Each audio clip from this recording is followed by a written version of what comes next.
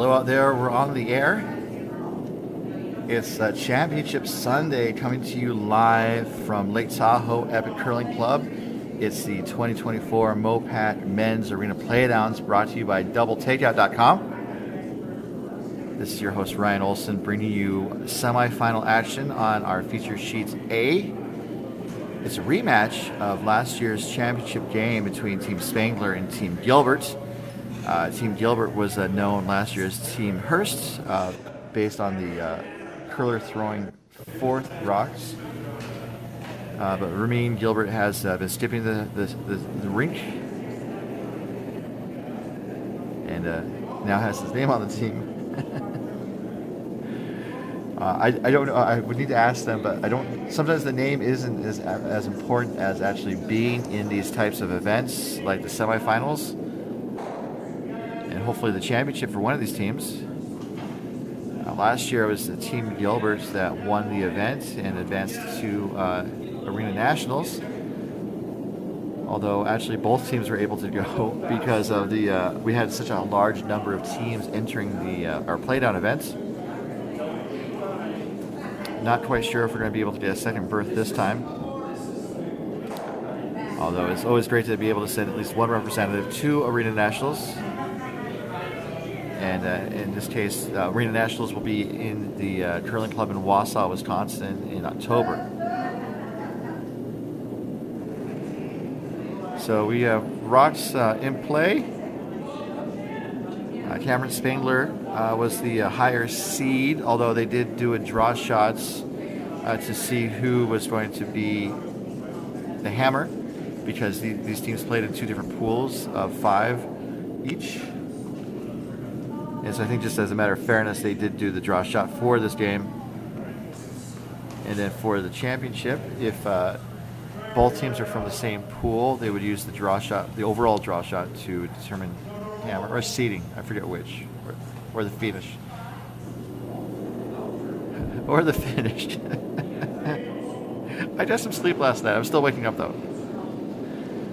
As we see Tyler Fretzel throw his first.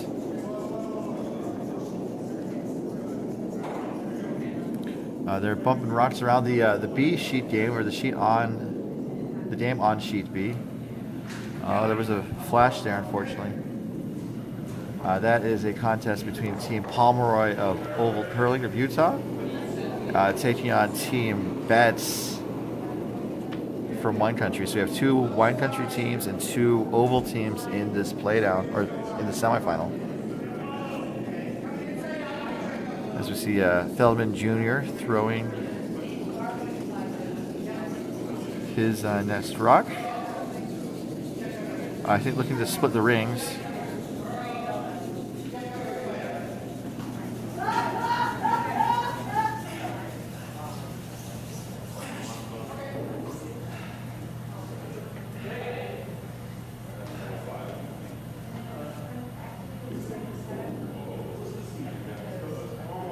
So that settles out as a tight corner guard. So it looks like Tyler's going to try the takeout again.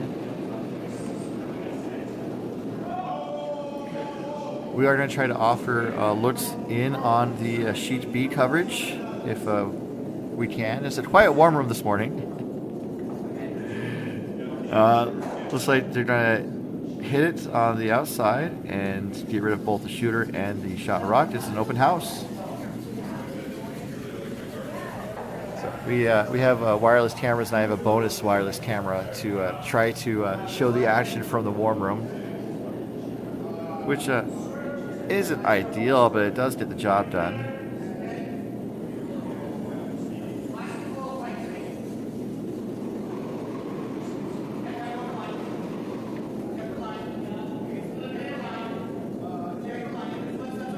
Looking to draw around that guard that Feldman Jr. put up with his first. It's going to end up actually ticking that guard into the top of the house. Creates a target, a tasty, tempting target for Ramin Gilbert to tackle. Trying to use all my T words early in this game.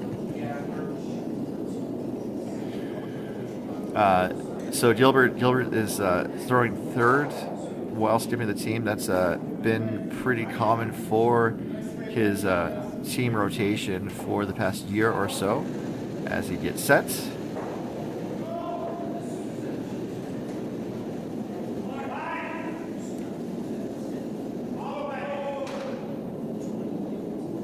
So sweeping now, they're off. Trying to make a hit on the inside and roll towards the center open. And then it's going to end up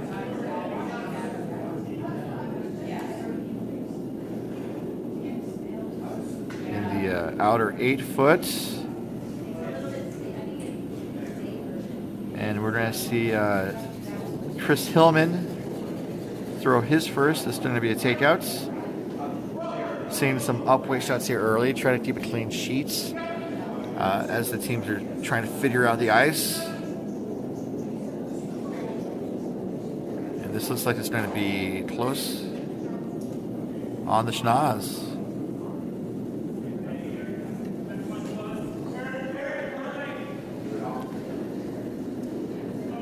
So looking at our sheet B game, Pomeroy has put a lot of rocks in the rings. They're sitting 3 right now, but Betts is drawing, and it crashes on the blue that was in the top of the house. And so now it's Pomeroy sitting just the 1 in the 8 foot, because the other 2 Pomeroys were in the outer 12 foot.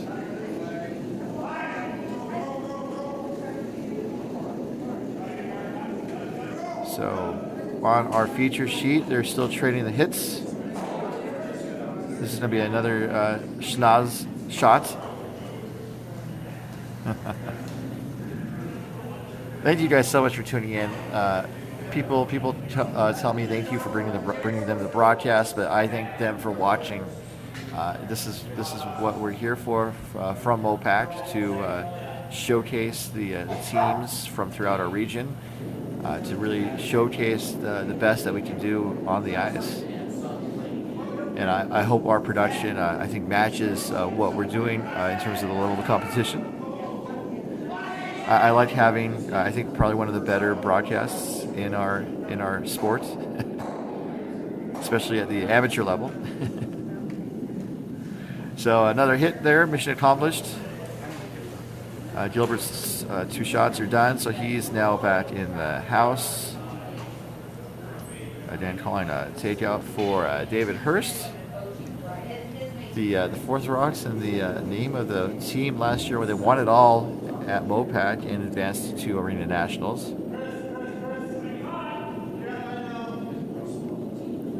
There's David.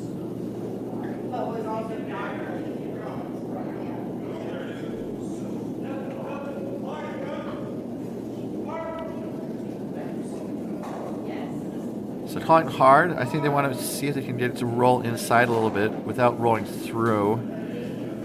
And it over curls slightly. The shooter's going to go through the house out of play, but that shot stone is also gone. So now it gives Cameron Spangler an open draw to basically try to get around that corner guard that Feldman Jr. put up all those rocks ago.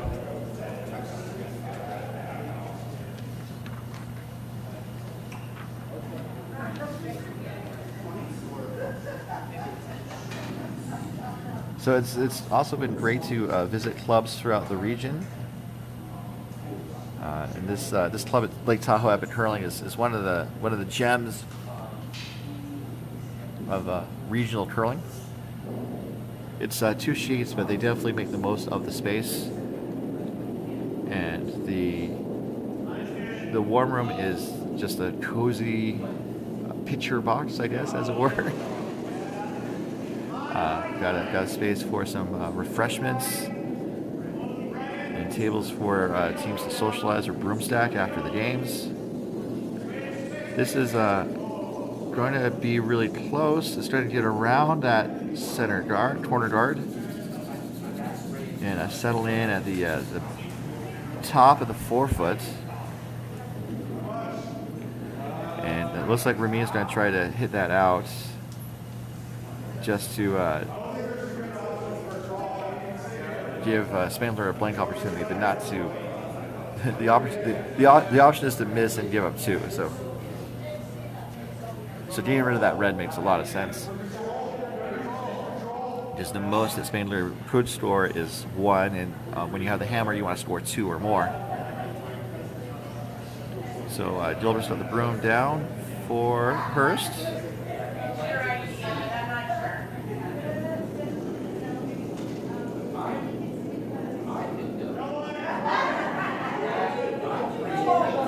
Last rock without a hammer from Team Gilbert's. Tyler's really trying to hold the line. It's going to be on the guard. Maybe looking for plan B to try to double them out. This needs to at least get 1 out. It does. So a bit of an error there. However, it's not the end of the world. Spangler has a draw for 2. But, it's better than giving up 3. It's also early in the game, and also then after this end, Gilbert would have the advantage of having the hammer in the even ends, which is considered to be an advantage. Just also because you would have the hammer in the very last end, the 8th end of regulation, if the game does get to that far. This is Cameron Spangler's last. Just a draw for 2. All he needs to do is touch paint, I believe. Yes. Just touch the rings and they will get their 2. It looks like it's there. Especially with some backing. And it is indeed 2. So Spangler will take a 2-0 lead into the second end while Team Gilbert has the hammer. And let's see what's going on sheet B in a second.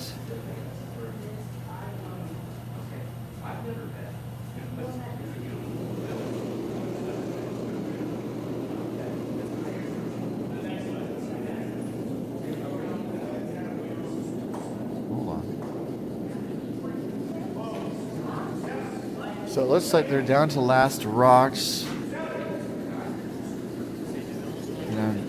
This was going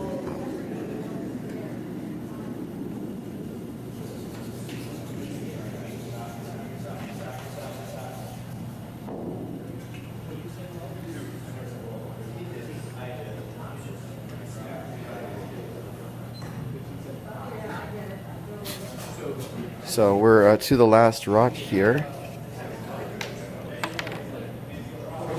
Oh, sorry.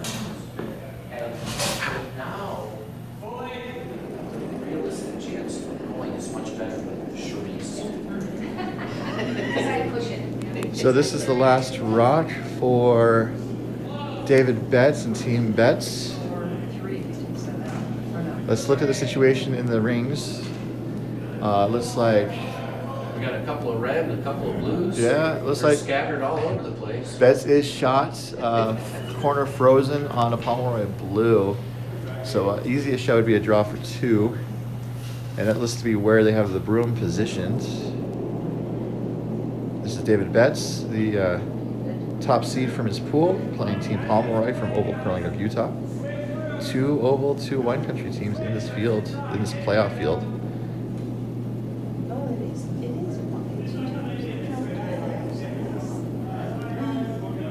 So let's take a look over here. They're kicking the rock, so it's just going to be a single, I believe. It wasn't going to get there, apparently, or just not on target. So just a single point for Team Betts.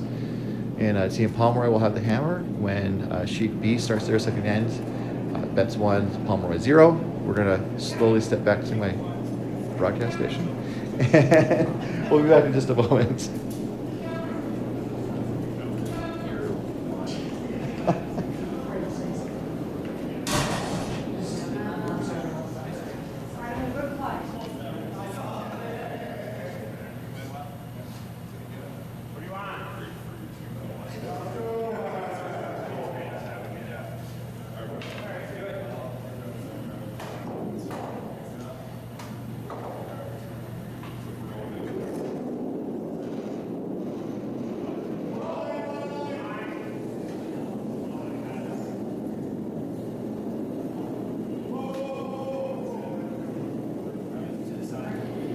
And we are back to our ongoing coverage of the 2024 MoPac Men's Arena Playdowns, brought to you by DoubleTakeout.com. There we go. Sorry, this over-the-shoulder shots was overly bright, but then it just adjusted, thankfully. As we see the net strike coming from Feldman Jr.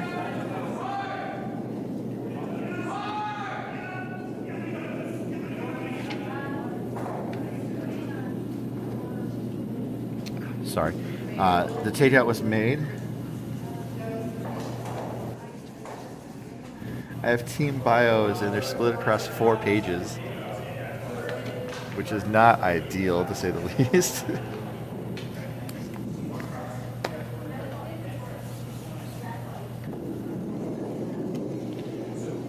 So, Team Gilbert playing with the Blue Rocks. He is, I think, trying to put up a corner guard with Tyler Fredsal's first, I believe.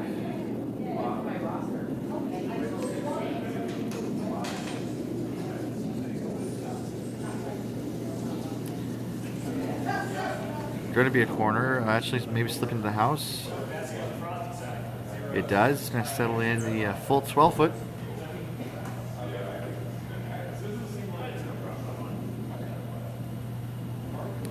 And Spangler's wasting no time to ask Feldman Jr. to play the hit.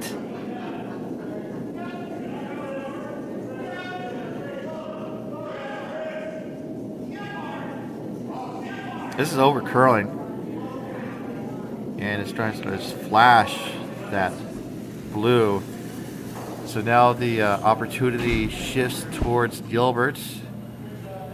And it looks like Gilbert's playing to split the rings with Fredsal's second rock.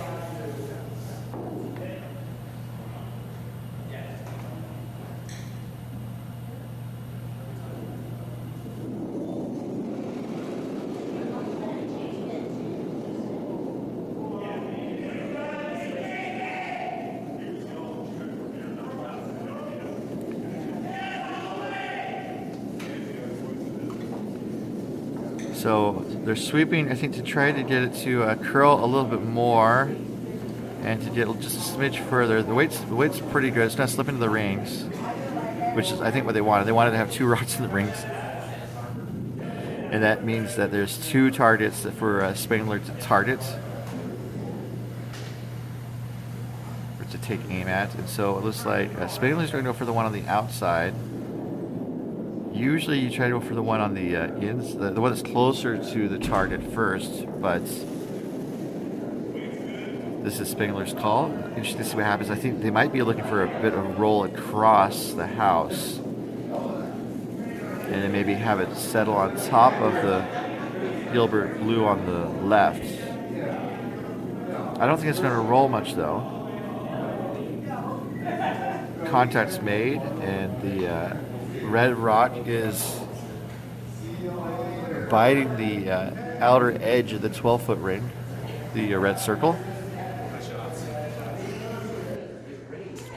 And so it looks like Gilbert is going to draw around that.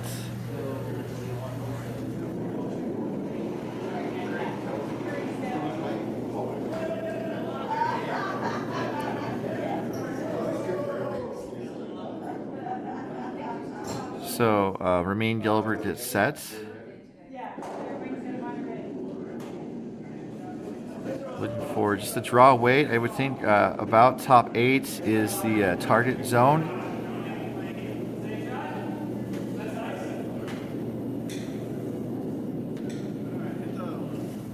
This is carrying though. It's going to sit down. It doesn't look like it will.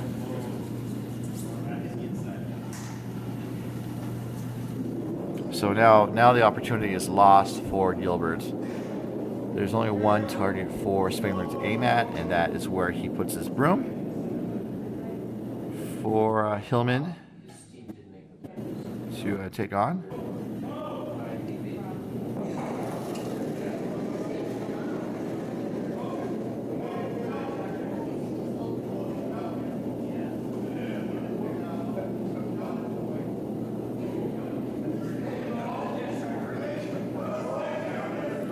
Looks like this is going to be on target.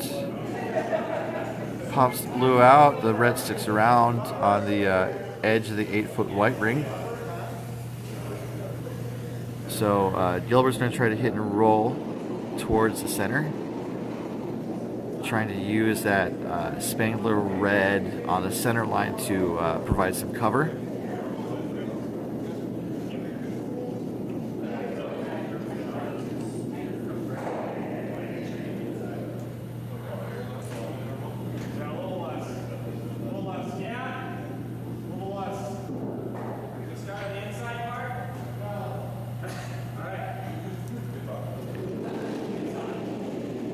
So this is Gilbert's first. His second, I believe, sorry. Tyler's really sweeping to hold the line. It's going to be pretty close. Starting to hit, and the roll is just a little too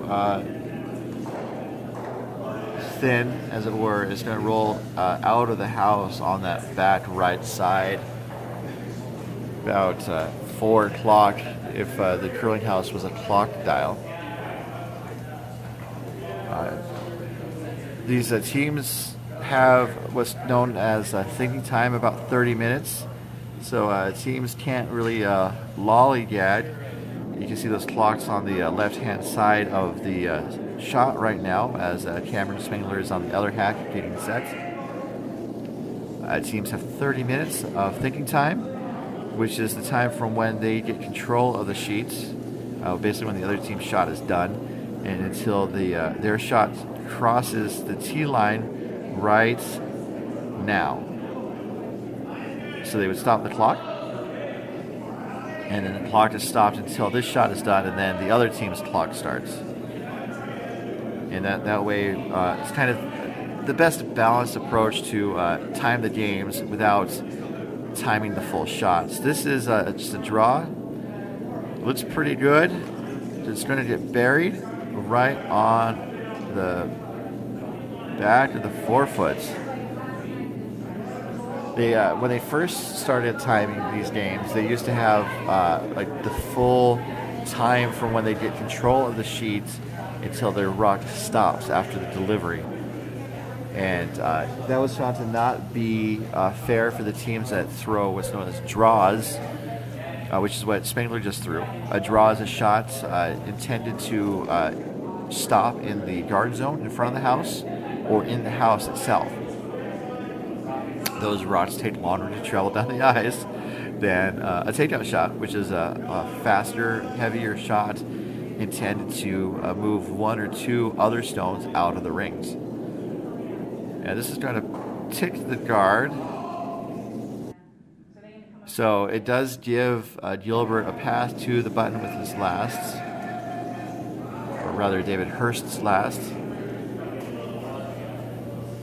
However, Spangler does have the advantage here. I think maybe looking to put a second rock into the house. I would say maybe top 8. Maybe top 4, just to really lock down that 4-foot blue ring. And the big advantage for Spangler is that he just basically has to throw the same shot that he just threw, maybe just a smidge less weight, or if the sweepers really swept it last time, just to have the sweepers control the weight a little lighter. This is Cameron Spangler's last without the hammer. This is a great opportunity to time how fast the ice is. So we measure most accurately between the hot lines.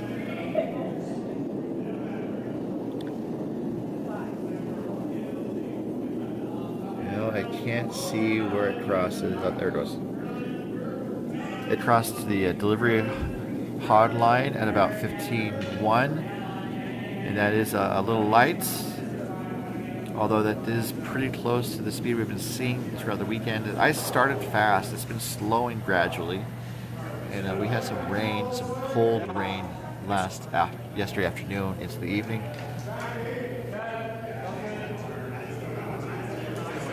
So it does create a pretty straightforward draw path to the shot rock. Last rock for Team Gilbert and David Hurst. A draw for one, needs to get there. So he's probably going to throw just a little heavier because there is that backing of the red in the back. But it needs to get there, and it needs to stay on target. It's pretty close. Started to curl right there. It's going to be around that red that Spangler just put up, right on top of the button. And on top of that red, taps it back. Good for one. So that was a good save by Gilbert. But also good for Spangler because he forced Gilbert to just a single point. So we go into the third end in just a moment with Spangler up 2-1 over Team Gilbert. We're going to take a pause in the action and we'll be right back to our ongoing coverage of the 2024 MoPac Men's Arena Playdowns, coming to you live from Lake Tahoe Epic Curling. Coverage of the MoPac Men's Arena Playdowns is brought to you by DoubleTakeout.com. DoubleTakeout.com is operated by Ken Pomeroy, who's on the ice in the semifinal game on Sheet B. Throughout the current competitive curling season, Pomeroy updates the website with latest stats, insights, and more. If you have a favorite men's, women's, or mixed doubles team from around the world, you can check out the site to see how your team stacks up against the others in Pomeroy's custom ranking system. And that's all at DoubleTakeout.com.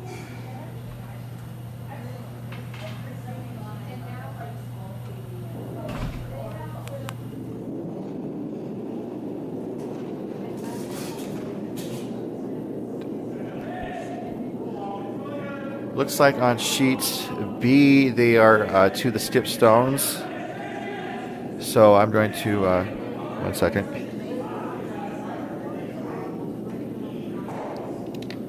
In a moment, bring in the warm room camera so we can get a look at what's going on.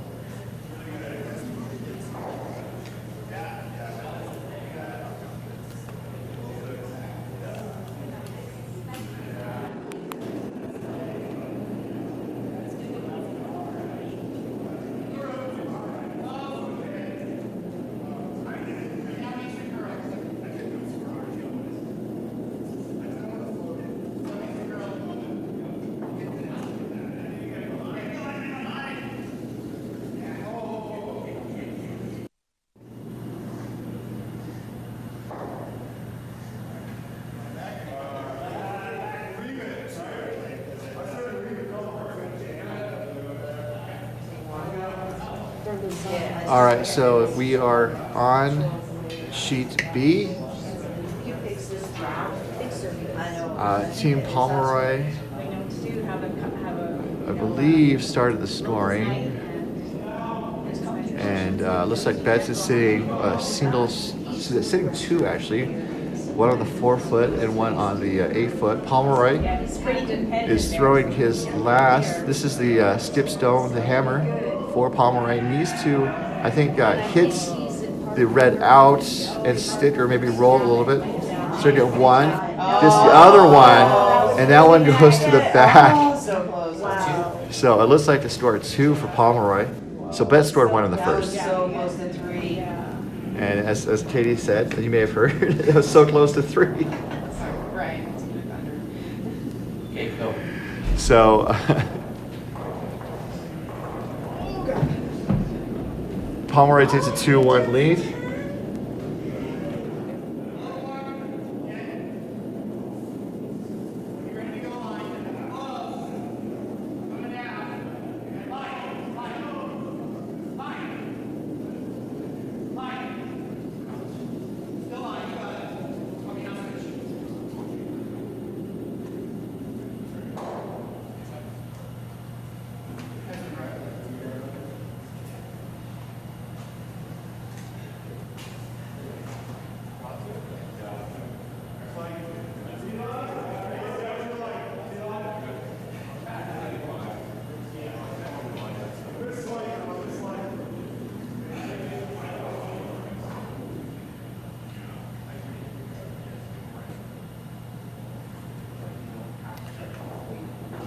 So turning back to our feature sheet, the contest between Spangler and Gilbert. Spangler's up 2-1 and has a hammer in this third end as we see Tyler throw his first shot, it appears. Lots of rocks in the rings already.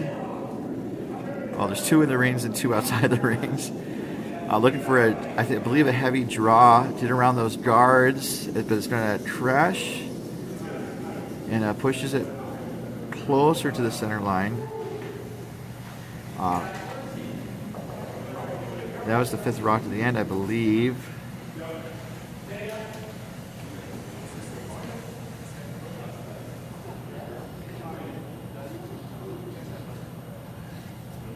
So it looks like Spangler is going to be asking Feldman Jr., Brian Feldman Jr., to,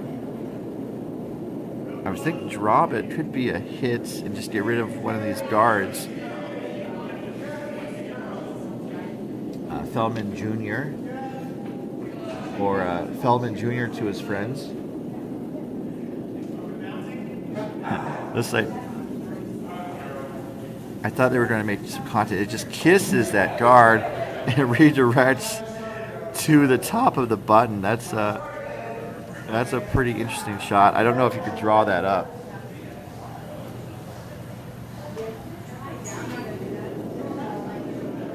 It does create a bit of a pocket for Tyler to take on.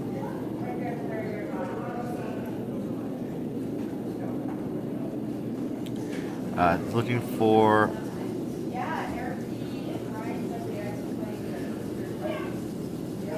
the weight. I think it's going to be pretty close to control.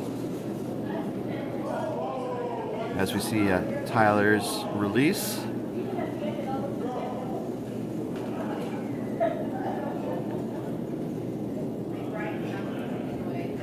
Oh, this is a bit on the outside. I thought they may have wanted to have it come in more.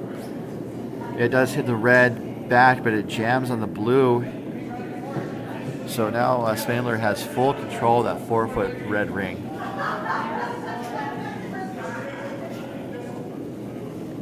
So if I were Spangler and also where he has the broom, it looks like he's going to just put up a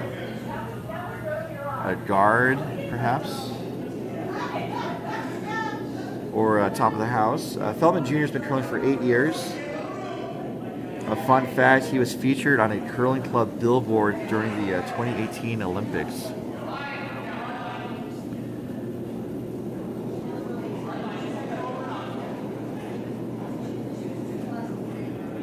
And this is going to be a guard.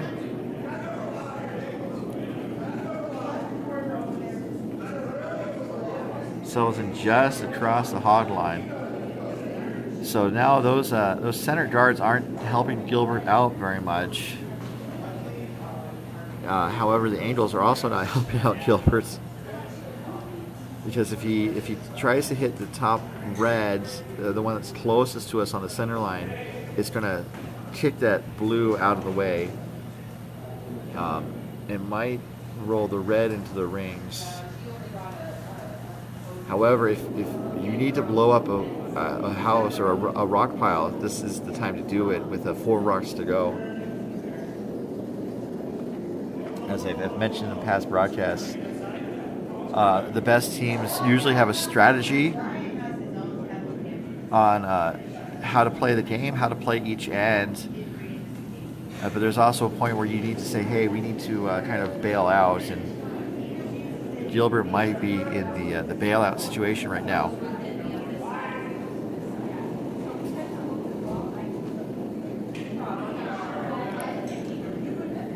We're playing 8 ends of regulation. Teams can choose to concede early. Oh goodness, this actually not a horrible outcome.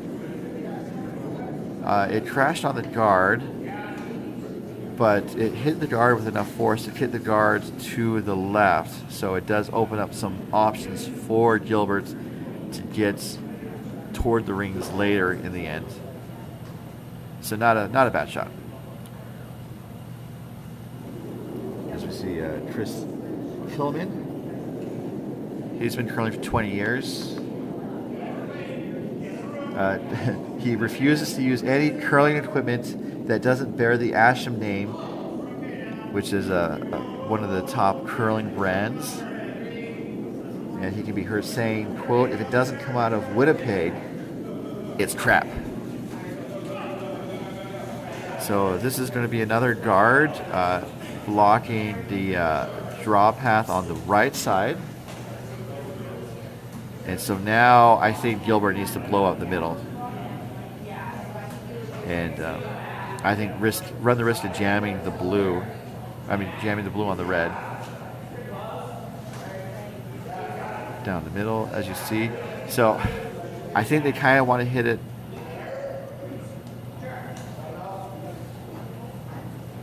They want to hit the top red.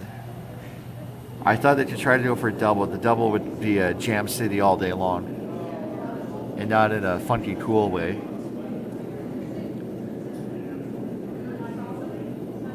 Although they're looking at it now, based on where Jerry moved his broom. I think the chance of opening it up has got to be hitting the red on the right side, where Ramin Gilbert put his broom. Because you need to try to roll that red across the house, hopefully out of play. It runs the risk of running the red into the rings, but it opens it up ultimately. And so I think that's the shot. Although Gilbert's talking it over with his front end, and Jerry St. James shifted the broom to right on the center of that red rock. So it looks like they are going for the center of the two reds, the kind of the crotch, as some people call it. Lots of heat, gets one of the blues out of the way, and the reds shift to the right. So now there's a path open on the left side from this view, and so Spangler wants to close it down. There's two options for Gilbert, and Spangler's choosing to close the most obvious and most advantageous path, which is to run the blue onto the red. As Hillman gets set. So yes, teams can choose to concede early if they feel like the game has gotten out of hand. We're in the playoffs, so if you're even close to coming back or maybe winning the game, you're going to hang on. However, if the game does get out of hand, teams can say, hey, we've had enough. And that's one of the fun aspects of the game. And then the teams can start their socializing sooner. Although for one of the teams, the winning team goes to the championship, there's not going to be a lot of socialization after this AM game. The final is going to be at about trying to double check the time. It's going to be at about 12:25 Pacific Daylight Time, and you can catch it on the MoPac YouTube channel.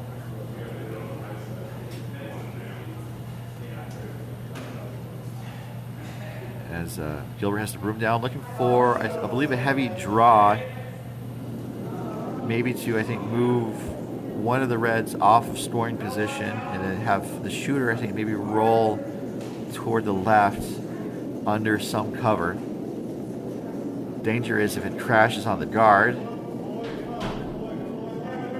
and it looks like it will be on the guard, so maybe looking for a plan B.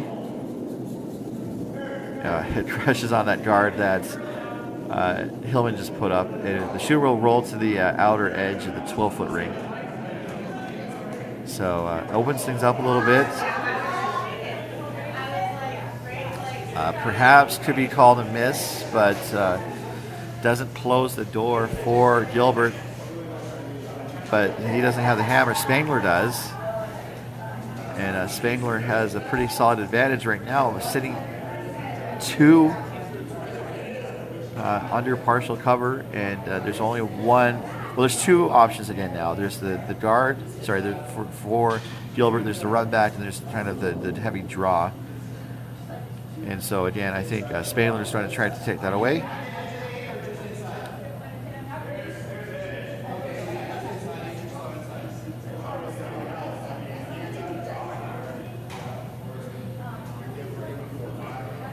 as he gets set.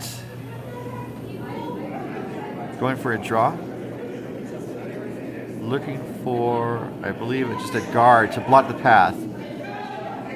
The line is the most important part with this shot.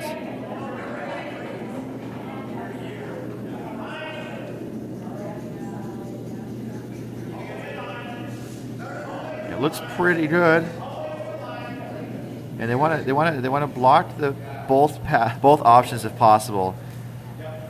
And it looks like they did it. That's a great shot there from Cameron Spangler. This rematch of last year's championship game at the inaugural MoPac Arena Playdowns held in Oakland, California with the San Francisco Bay Area Curling Club.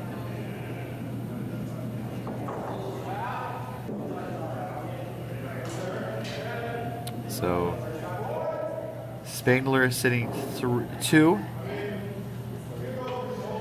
That Gilbert's looking down the middle. They're not looking at the blue to the right of this view, which could have been like a raise. It would be a tricky angle raise, but he could try to raise that blue into the pile. And also, okay, so I think what they're doing is they're going to try to do a raise on the center, hitting the red onto the blue, and the blue is going to kind of squirt to the 4-foot ring. Well, this is pretty heavy, so it gets... Ooh, got some pinball action.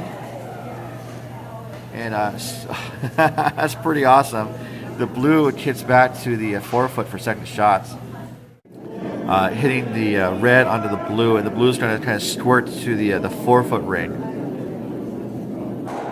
Well, this is pretty heavy, so it gets... Ooh, got some pinball action. And that's pretty awesome. The blue kicks back to the... So, got some replay there just because that was a pretty great shot. And negates one of the Spangler reds. And also takes out the possibility that I was worried about. If they tried the angle raise on that far left side and they missed, then Spangler would have a shot for 3 or 4 even. And so that was a great call by Gilbert. Could be an end saver, could be a game saver. I'm going to call that a potential MoPac moment. Similar yet legally distinct from a TSN turning point. So let's take a look around the rings. I'm sighing because I'm curious about what they're doing here. I think they're just going to throw it away, perhaps. I don't really see what else they can do, especially on this left side from this view.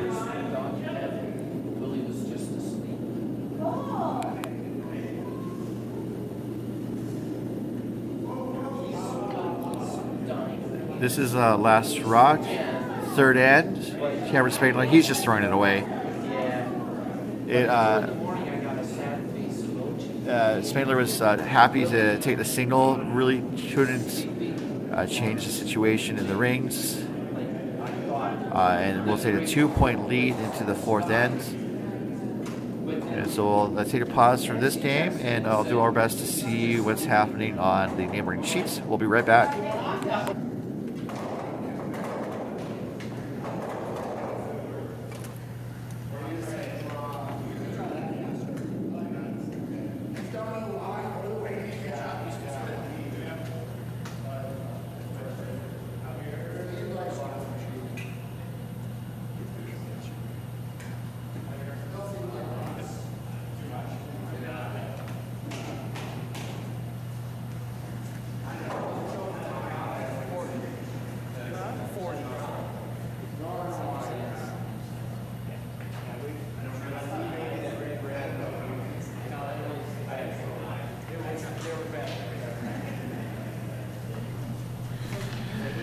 All right, so we're on sheet B. We are to skip stones again because we always shift to sheet B when there's skip stones. That's a lot of S words. Pomeroy does not have the hammer, and he's facing 3 reds in the rings.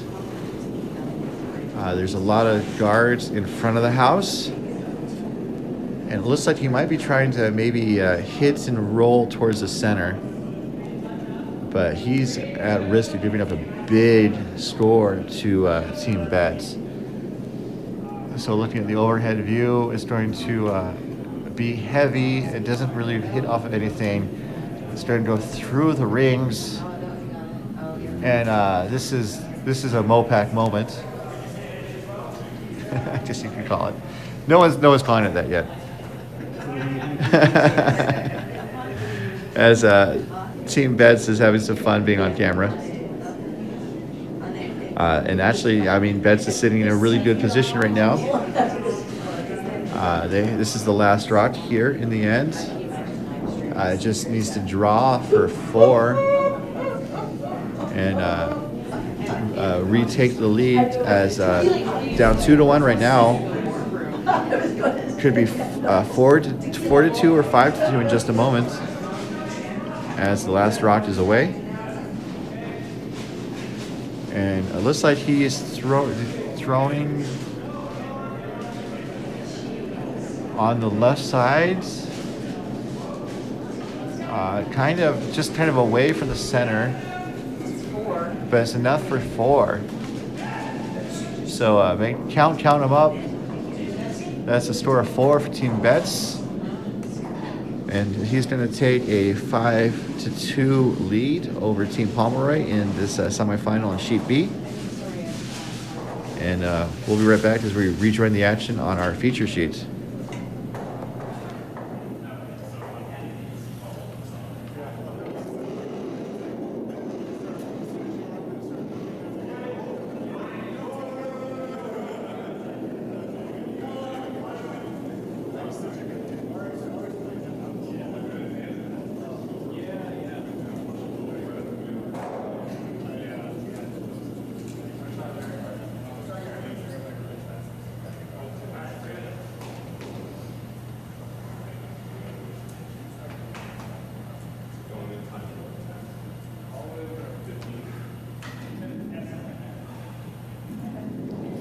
All right, welcome back to our feature sheets. The contest between Team Spangler with the red rocks taking on Team Gilbert with the blue.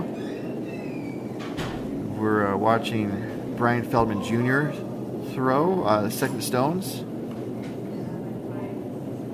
And this is maybe a little bit wide. It might come back for a piece, and it does. So Spangler has just that middle center guard in the 2 zone. We have a pretty interesting playoff field. We had a field of 10 enter this event, and we had a pool play, 2 pools of 5 teams each. Each team played 4 games, and the top 2 teams from each pool advanced to the semifinals. And it worked out that we had 2 teams from the Oval Curling Club of Utah, that's Pomeroy and Gilbert. And we had 2 teams from Wine Country Curling also enter the playoff field, and that's Spangler and Betts. And this rock is going to go into the top 12 foot, providing a target for Spangler.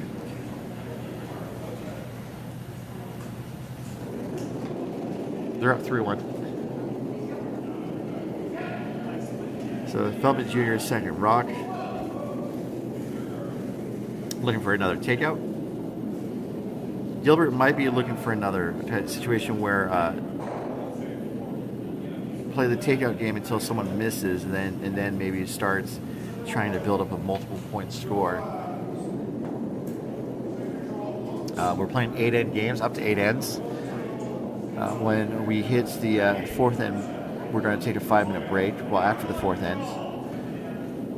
So the hit was made, and so now Tyler Fredsall is going to do the hits.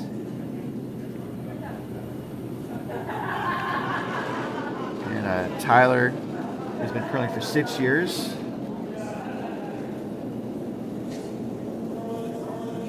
He also hosts the Salt Lake City Curling Club in addition to curling. Hit's made. It's going to just nibble the top of the rings, and so that's in the scoring position. So Spangler's going to take it on. So Tyler, host of the Salt Lake City Running Club, enjoys skiing the resorts and backcountry of the Wasatch Mountains, and volunteers as a running guide and tandem bicycle pilot for blind athletes. I didn't know that about him. But now you guys do. As we see Chris Hillman throw his first. And, sorry. Chris Hillman's been curling for 20 years, as I mentioned. Some of his event finishes include a bronze medalist in the 2018 Arena Nationals. Also advanced out of pool play in 4 years, starting in 2016 and ending in 2023.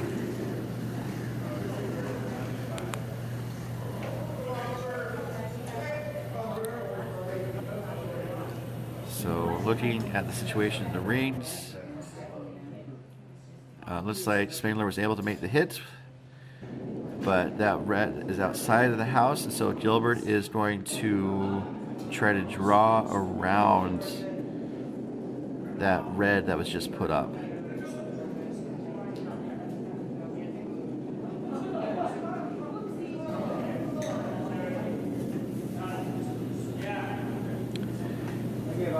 And this is going to be more of a corner guard.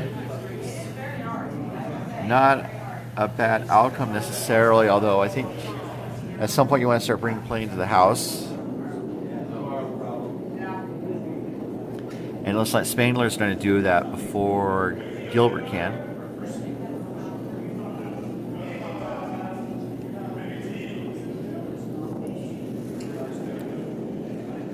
This is Chris Hillman second.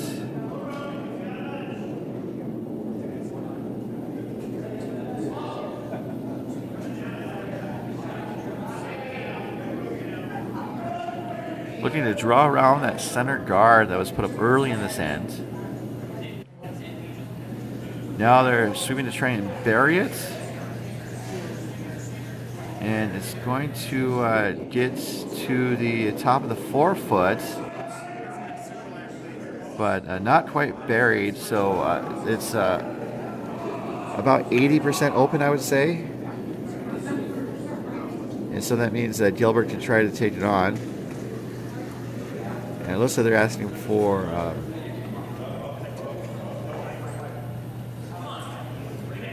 control weights, perhaps. Teams have hand signals, and I try to learn them all, but it can be tricky sometimes. Ramin was quick out of the hack, looking for looks like control weight and close to normal. Needs to come back, and I don't know if it is. It kisses the red and pushes it towards the back of the 8 foot. So it does, kind of open up the center of the rings, but there is that Spangler red, and not an awful position to contend with. So I don't think the ice curled as much as they were anticipating. As Cameron Spangler is playing his rock, getting set. Cameron Spangler, his job lets him play with space lasers, which is cool. These are fun facts I don't know about. And I've been here all weekend. So he plays with space lasers. Thankfully, they are data communication type and not the death ray type. But, what's the fun in that? I guess data communication is important and pretty impressive. This is Cameron Spangler's first. Feldman Jr. jumps on it out of hand. Now both sweepers are on the rock, trying to get it to go as deep as it can, also trying to coax it over. It's going to end up, the target zone is the full 12 foot, and they get it there. So that's good for a second shot. So Gilbert is looking at hitting or rolling towards the center, perhaps.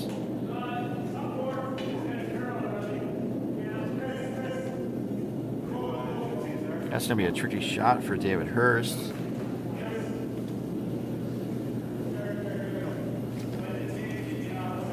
David Hurst has been curling for 3 years. He enjoys sweeping, experiencing new bond spiels, and playing with curlers from clubs all over. Also an avid rock climber. He studied computer engineering at the University of Utah and enjoys a career in software development. The shot's away. I think I thought they were going to hit on the red, but oh, this is curling. This ice is kind of tricking Gilbert early in this game. Rocks are curling more when they don't want it to, and it's curling. It's not curling when they want it to.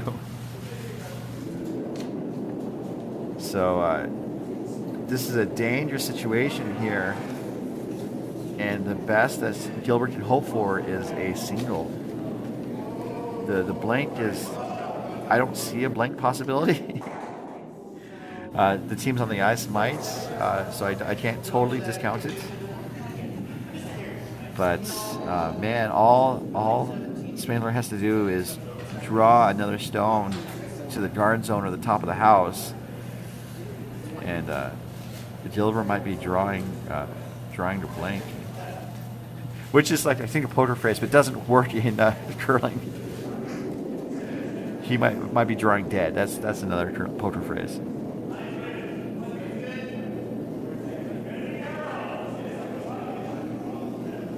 This is Spangler's last. Looking for a guard or tight to the rings. Top of the house is okay. And it crashes on the guards. And so like in poker, once they do the turn card, they show the percentages. Well, they show the percentages throughout the entire hand. But they do the turn card, and they update the percentages. And now we have the river. And the river is wide open for Hurst to draw for a single, which is the best outcome that they could probably get in this scenario. So last rock here in the fourth. David Hurst for Team Gilbert.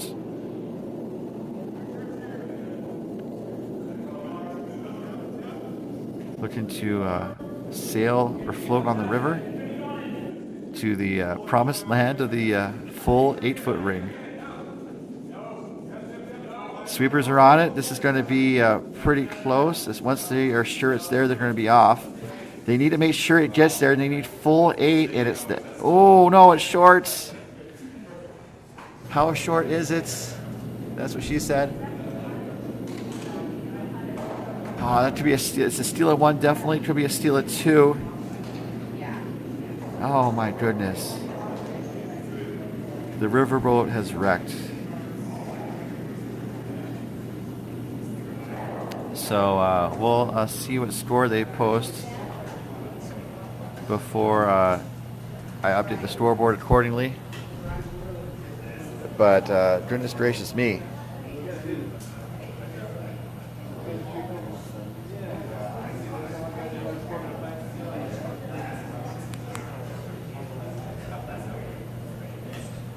All right, so as the teams are taking the break, I was told that it's a steal of 1 for Spangler. So they are up 4-1 at halftime. They're taking a 5-minute break, so I might go over to Sheet B and see how that game is going when I can. We'll be right back.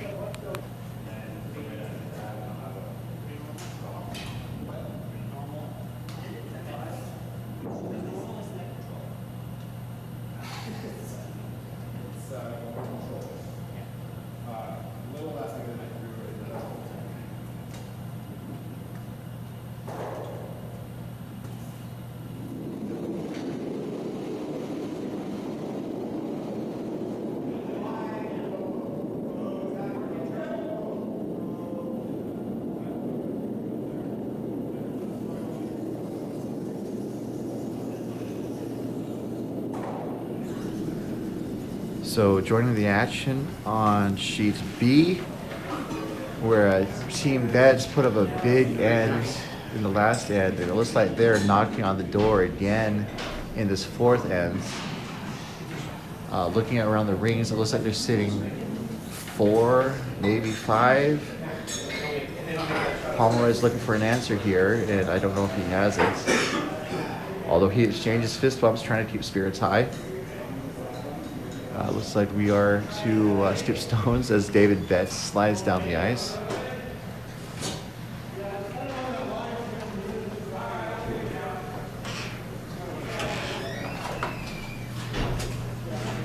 Let's see here. I think they're probably just maybe looking to close the door and make it really hard for Pomeroy to even draw for a single point.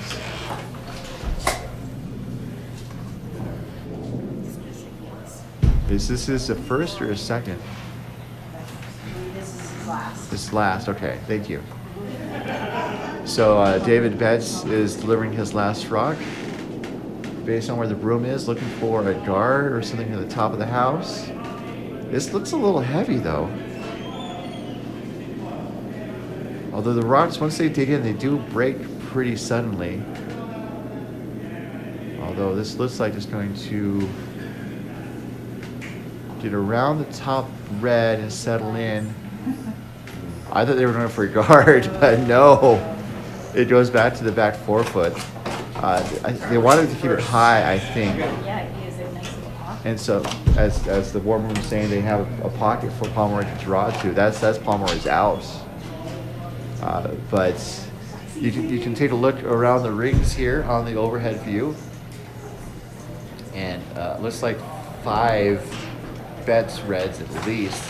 Oh, I still lose it. I was at the bathroom, I was like, yeah! So Pomeroy talks it over with his vice, Paul Tanner, makes his way down the sheets. But Betts, I mean, I don't think Betts could have played this any better aside from that slight miss on his last rock. This is it, they just have to, they'll go between green, they'll go the green 10, white 10, and then. So last shot, Team Pomeroy, a draw for 1. Sorry guys. Drawing, he's getting. Looks like he's being resets. And now he is delivering last rock, the hammer for Team Pomeroy, Ken Pomeroy of Oval Curling. Tossed it wide. This is heavy. Yep. Why is he throwing so much He was weight? throwing it hit, he was throwing it hit. Oh goodness. Tossed it outside. This is a disaster for Pomeroy. And I don't even want to guess how many reds are in those rings. Well, I guess you can count. You can look at this one red. He's still measuring. Looks like they're doing it. Okay.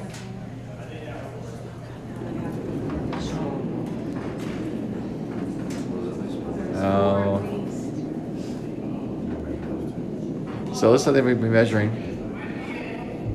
So they're shaking hands. That is going to be a concession on sheet B.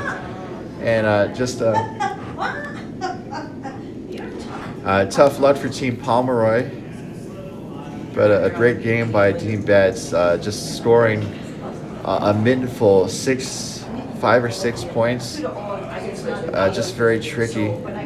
And kind of had to wonder what Pomeroy was thinking with that hit. Because if he was doing a draw, at the very least he could cut Betts down. By Team Betts, just hit the replay button there, sorry. Oh, okay, yeah, okay, good to see you. So, So you're curling it for today? Not that I know of. Maybe. I just want to. That concludes the Sheet B game. We're going to be right back in a moment where we'll see how Sheet A is going. We'll be back in just a moment. Okay, 4 o'clock.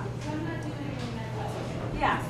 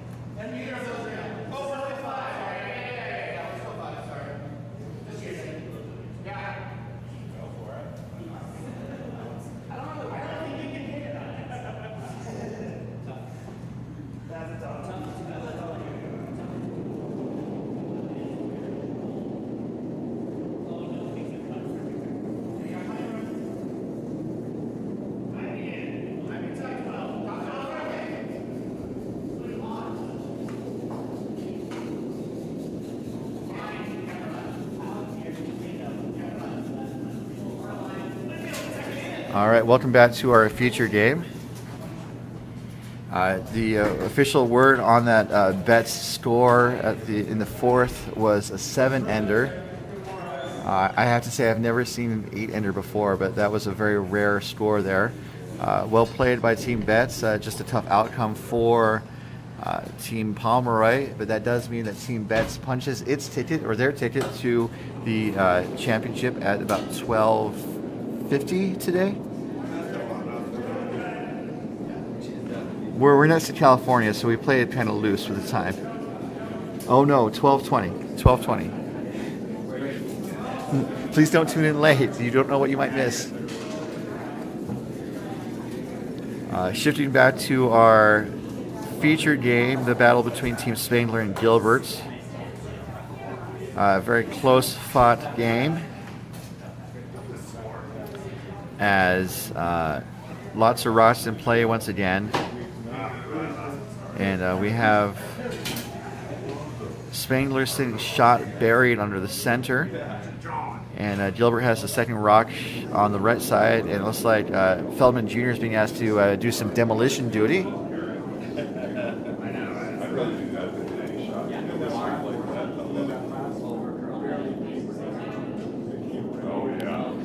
And the weight here, it looks like it's good for a takeout. Let's see what moves. One of the blues goes away. The red goes through the house to the back of the sheets, not scoring behind the house.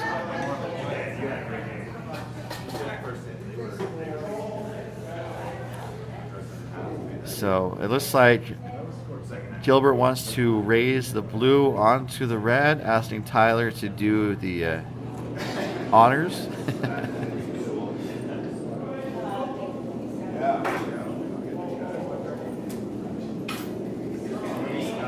Line's going to be important on this shot. They're important on a lot of shots, but this one is key because they need to hit the blue at the right angle.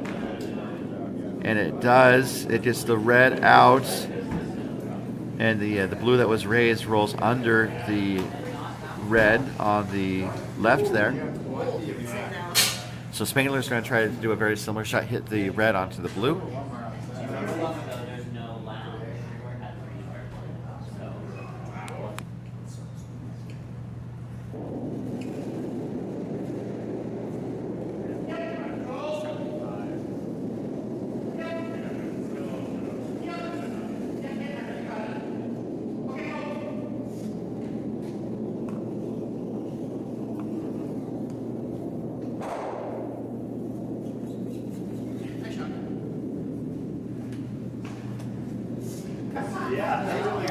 So that shot was made, and so lots of guards. We got a Hadrian's wall being built in front of the house, and a pretty open house. Otherwise, there's that red on the wing on the left there that Remy Gilbert's gonna be asked to take out.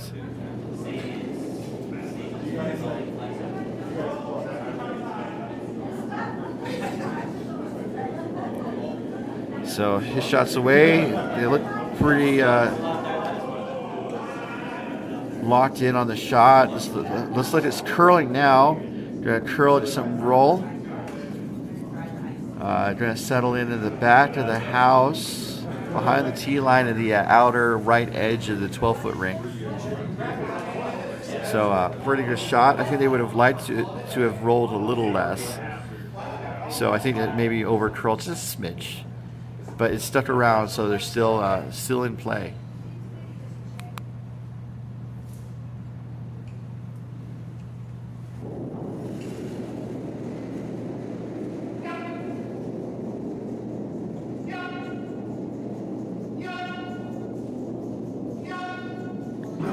So Chris Hillman's rock is away. I think looking to just take out the Ramin blue, but ends up hitting a guard, and that guard is going to spill through the house.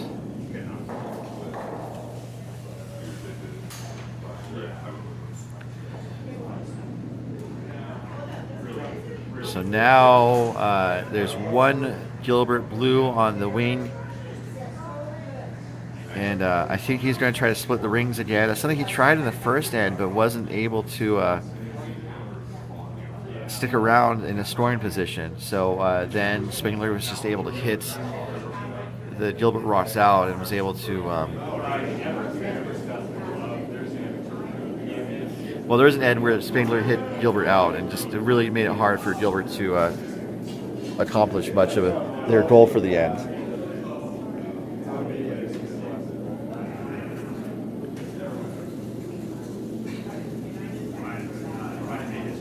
So needs to make sure it's touching paint, and this is going to be really close, and it is going to slip into the top of the rings, hanging on by the hair of its chinny chin chin.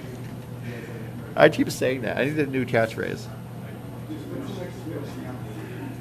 So now Gilbert is sitting 2, but in the outer rings. So Gilbert is setting up a multiple point opportunity, but the draw to the center is still open, and Gilbert would like to get there eventually to lock down that multiple point score. And so as it is right now, we're 2 skip stones, 4th rocks. Cameron Spangler is going to go for a takeout on the shot stone on the right.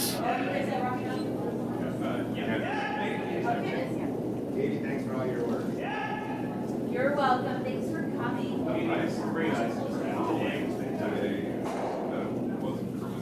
It's going to hit and roll under the center. So Spangler got to the center first. That was a good shot. Thanks for all your work. You're welcome. Thanks for coming.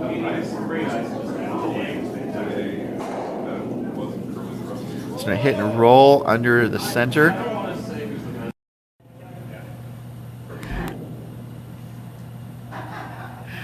All right, so now we're back to live action. And David Hurst is about to throw his first rock.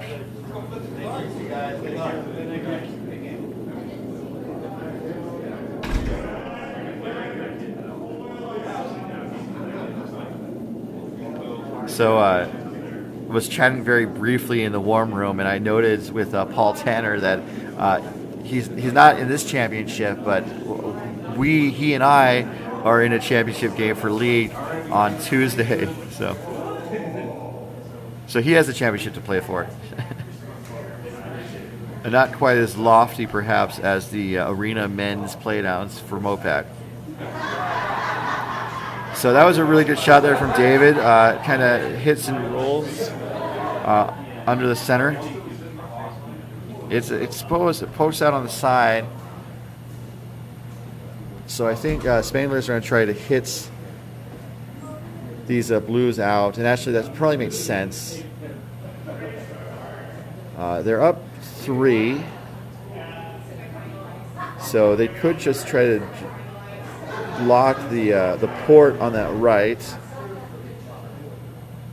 but Gilbert would have a tough shot there. So a lot of times when you play these types of games, you try to take away the easiest or most likely shots and force the other team to take the harder shots. And also in this case, some of the thinking probably is also to remove any potential Gilbert counting stones should that red in the 8-foot go away.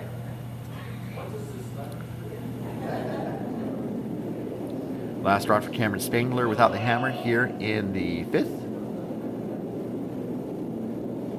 Looking to move some blues out of the house.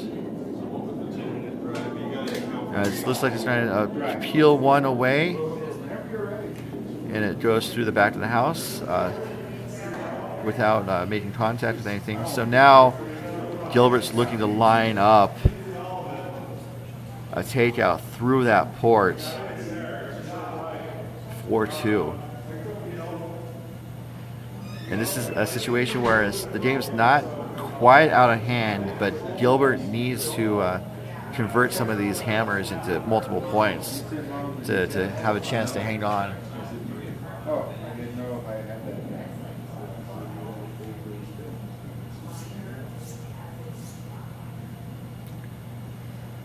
So the broom's down. This is a key shot for Team Gilbert.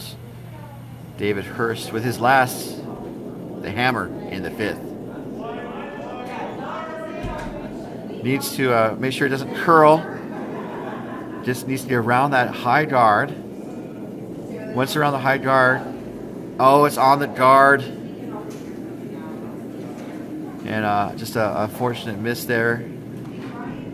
Just having some tough breaks for Team Gilbert, but Spangler's putting the rocks in a great position repeatedly through these ends.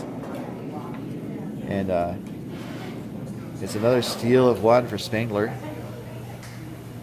So we're going to take a pause. There's no live looking that we need to do on Sheet B, so I'm going to take a hydration break. We'll be back in just a moment when we come back to the 2024 MoPac Men's Arena Playdowns, brought to you by DoubleTakeout.com.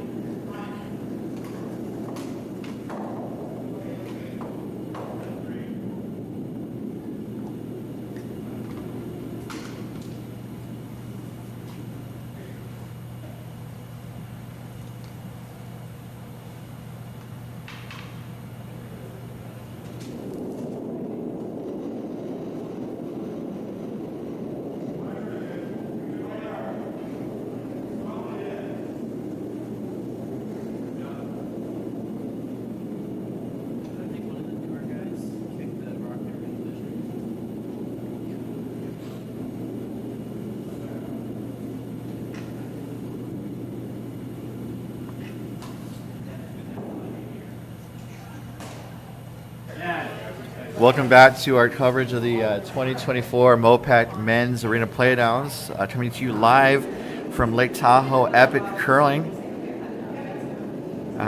This game has been pretty competitive. The scoreboard doesn't necessarily fully reflect that, as Spangler has had some pretty solid advantages, and Team Gilbert has been trying to fight to find some advantage. Spangler opened up the scoring with a deuce in the first end, and then Gilbert was forced to a single in the second, and then after Spangler was forced to a single in the third, it's been all Spangler with singles in ends 4 and 5. Sorry, as we see Jerry St. James throw his second stone. This is also going to be a situation where, like, you want to get rid of the hammer. You've had the hammer for a lot of the game, and you just want to get rid of it just to kind of change the strategy and the gameplay, the game calling. So Jerry taps the red back. There's a bit of a separation, so Spangler's going to try to take it on. And if I remember the championship last year, which is on YouTube, you guys can check it out. Not now. If you just want like a full day of curling, just watch this game. Watch the watch the championship game at 12:25, and then rewatch all of the previous games on our MoPac YouTube channel. But if I remember correctly, this is kind of a very similar game to the championship last year, where lots of rods in play. Teams are just kind of moving rods around, trying to find an advantage. And Team Gilbert, then known as Team Hurst, I think was on the end of just stealing. And they were able to, I think, that's how they were able to secure their win. This isn't the championship. This is a semifinal. A berth to the final is on the line. The winner of this game will advance to take on Team Betts in the championship. 12:20 again. Mountain Pacific Daylight Time. That's the Pacific time zone. And then the winner of the championship will get their golden ticket to the Arena National Championship set for October in Wausau, Wisconsin. They'll be joining the women's fields. And that includes Team Aces of Silicon Valley. They were here a month ago, and they prevailed over a field of six teams. And after a full round robin and then one championship game, they emerged the victor.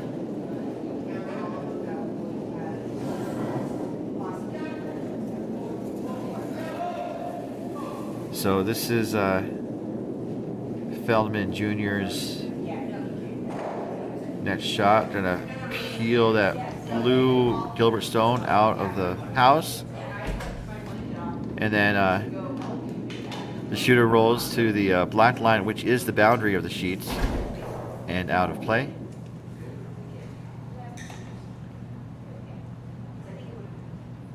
So Tyler Fredsall is going to do the draw again on top of the Spangler red in the back 8 foot. And this is the situation. This is the 6th end. There's only up to 3 ends remaining. And so Gilbert really needs to try to get 2 here to really have a chance to come back to this game. I mean, they could put up a 7-ender. We just saw it happen earlier. This is going to be a little heavy. The line was pretty good. It just was a little heavy, and going to settle in the back 12 foot.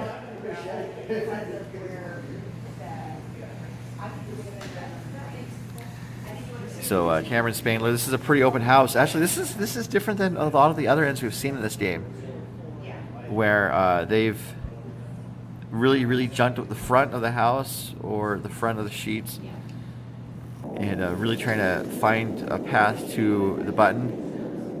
In this case, there are 2 rocks in the house, but they're in the back of the house. There's a lot of paths currently to the center of the house. As we see Chris Hillman's rock roll down the ice.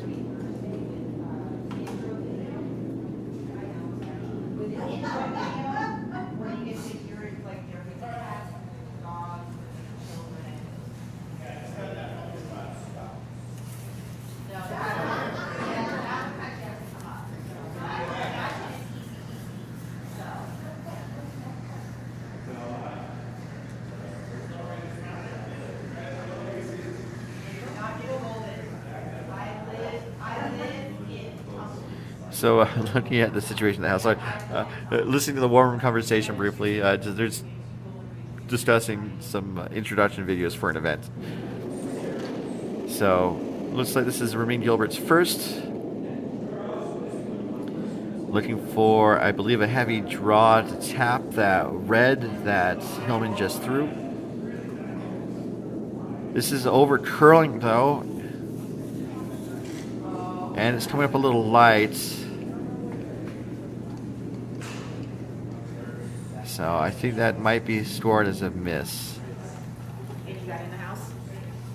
Oh, good. Okay. Did they give you their big giant food? So it looks like Spangler is going to try a similar shot, and I think maybe prevent a run back. I mean, I say that was a miss by Gilbert. It's possible that Gilbert has a run back plan later in the end. I'm just calling the games as I see them, of course, and I always kind of mention throughout the event that I'm not on the ice. I don't know the conditions. I don't know the players' strong points and weak points. And also they could choose a strategy that I might not think of because, they're a different person than I. So, but that's a pretty good draw there by Hillman. That's 2 in a row. And we were talking about getting control of the center of the house, and it looks like right now Spangler has firmly established control.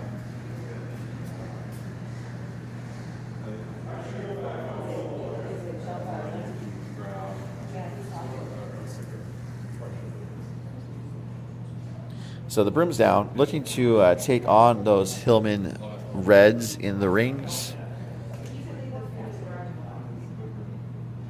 He's going to need to throw some weight, and it needs to make sure it stays on line. It really took off on them last time. It was also light. So this looks to be close to control weight, I would guess. Looking to move both of those reds. Control weight, closer to board, I would say. Gets both the reds moving. And actually, I think that was a pretty good shot. And I say that because if Gilbert threw a missile at it, and let's say both reds go, I don't know if both reds would go, but then all Gilbert does is provide a target for Spangler to hit, and then it takes away a chance for Gilbert to build multiple point opportunities. By hitting it with that lighter weight that he did, which was board to about control, heavy board, let's say, he was able to push the reds back and create backstops so that it's going to be difficult for Spangler to hit out the Gilbert blue stones. So it does narrow the scoring area, but it does leave the opportunity for blues to stay in play in the house. So I think that was the goal. I think that was a shot made by Ramin Gilbert as Cameron Spangler gets set. I think looking for a draw. Looking to protect the shot stone on this right side from this view. Also, part of the strategy is that you look at the scoreboard and you kind of decide how many points you are looking to score, how many points you're willing to give up, what the absolute top goal would be, and what the absolute worst case would be. And so for Spangler being up 4 points, I think that he would be content to give up 1 or 2. But giving up more than that, it would be bad. And then kind of the best case scenario is, stealing or forcing Gilbert to a single point. Or, those are the more likely best outcomes. And then, the dream scenario is, 7-ender.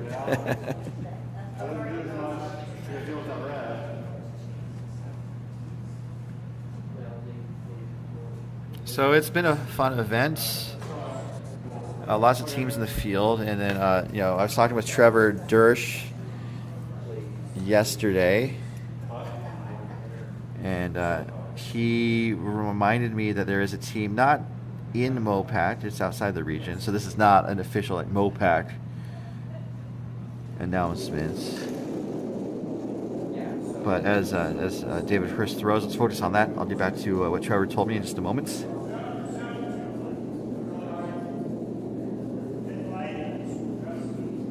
So looking for a draw.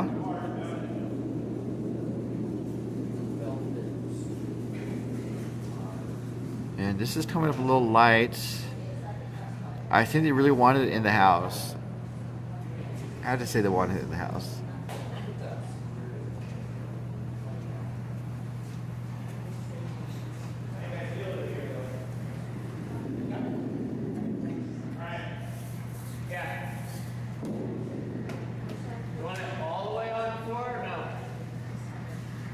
So right now Spangler's sitting 1.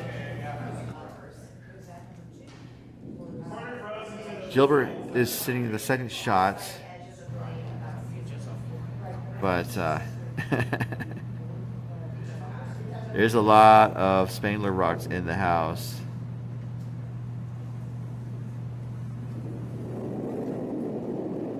As Cameron throws his last. I think just looking to close off the path on that left side here. I don't know if Spangler could draw this end up any better.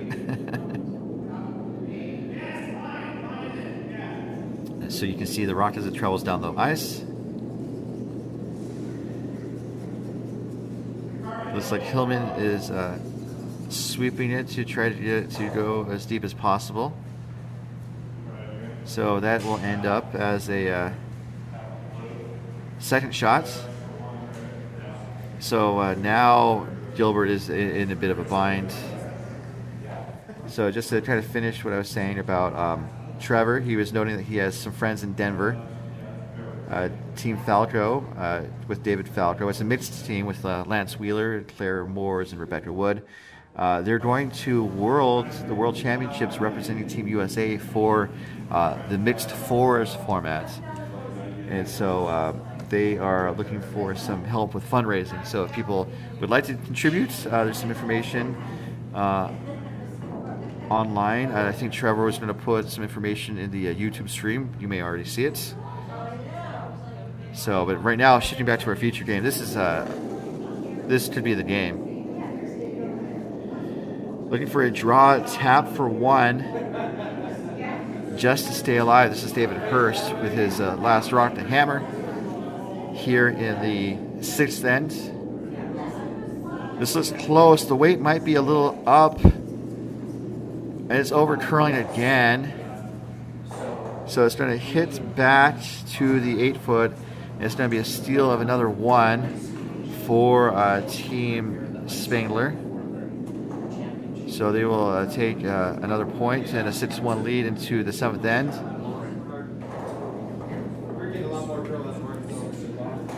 So good, well played by Team Spangler again. And Gilbert, they have 2 ends to turn things around. But if not, it's going to be an all-one country final as Spangler would advance to face Team Betts.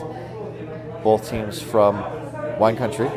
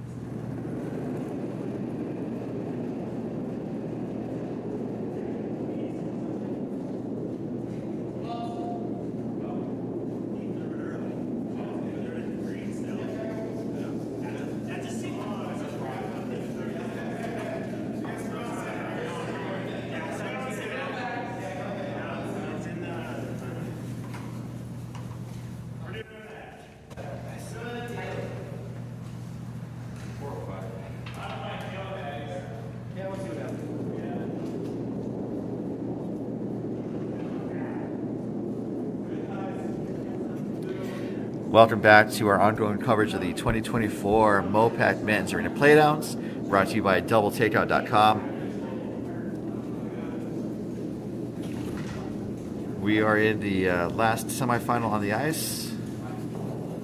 It's been a lot of Spangler, and Gilbert's trying to find a way to chime in with a couple points to bring the game closer. As we see Brian Feldman, the father of Feldman Jr., reading the context clues based on their names. Now he sees the father. He's throwing a center rock. This is going to be a bit heavy. If it's not going to be high in the house, it's probably better to just have it go all the way through. And that is what's going to happen as a Spangler sends it to the back line. Actually, it's still in the house, still possibly scoring. As Jerry St. James throws his last.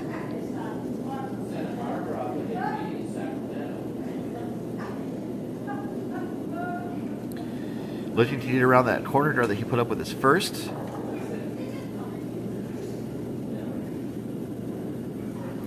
And it's going to be a double corner guard as it wicks off of the corner and rolls to the gap on the left. So Spangler's going to ask Feldman Jr. to draw on the left side. doing the counterclockwise out turn rotation.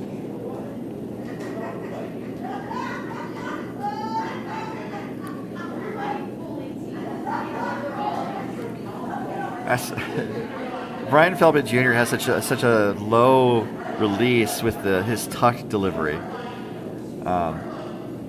It's something I don't think I'd be able to accomplish given my current physique. Also, like, you don't necessarily need to get that low. You just need to get to a position that's comfortable that helps your balance and other aspects of your release.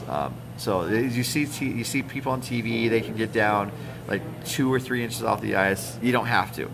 You just need to find the delivery position that's best for you as your balance as you slide, and then as you get more developed, you might be able to get lower on the ice, but you don't necessarily need to force yourself to say, "Hey, I'm going to be 6 inches off the ground."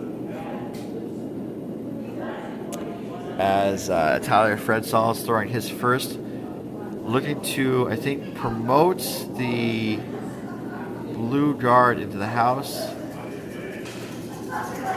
And this is really well executed. It's going to end up on the T line, just behind the T line. Well executed by Tyler. So there's shot rock right now. Let's see if Gilbert can build on that. I think basically need to try to get 3 here to really have a chance in the 8th end. And so Spangler's looking to clear the rocks here. With Feldman Jr. is next.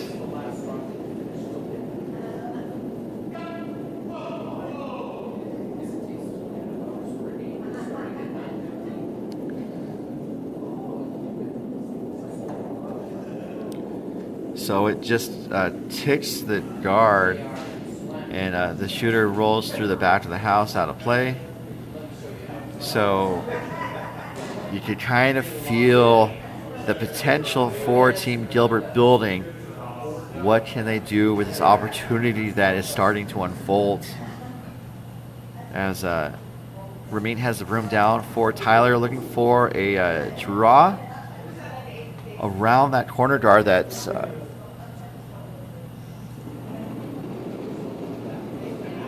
that the lead put up.